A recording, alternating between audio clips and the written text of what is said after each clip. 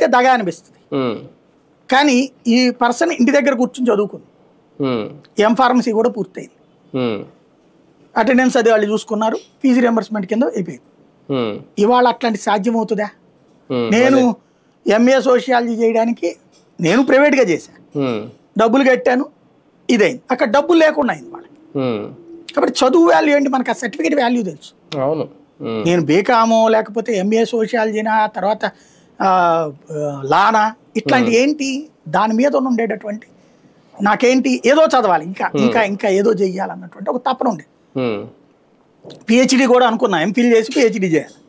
కాకపోతే యూనివర్సిటీలో ఎక్కువ టైం చేయాలి. ఇంకోటి ఈ మధ్యకాలంలో అది మారిపోయి సిస్టము, వాళ్ళకి తాబేదారులు లేకపోతే కొన్ని రకాలైనటువంటి ఫేవర్లు చేస్తేనే ఇస్తున్నారట.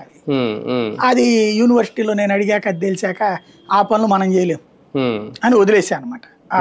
ఇక అక్కడికి వెళ్ళాల నేను. ఇక అంతవరకు నేను మ్యాక్సిమం అసలు నా జీవితంలో ఎన్ని చదవగలను అనుకున్నానా, నేను ఎంత జాగ్రత్తగా చేసుకున్నాను కాబట్టి సాధ్యమైంది. ఇవాళ రోజునైతే పాప నిజంగా అనిపిస్తుంది ఒక వ్యవస్థ చిన్నాభిన్నం అయిపోతుంది రాజకీయం వలన. ఒక వ్యవస్థ బాగుపడుతుంది, ఒక వ్యవస్థ నాశనం అవుతుంది అనడానికి సాక్ష్యాలు ఇవి.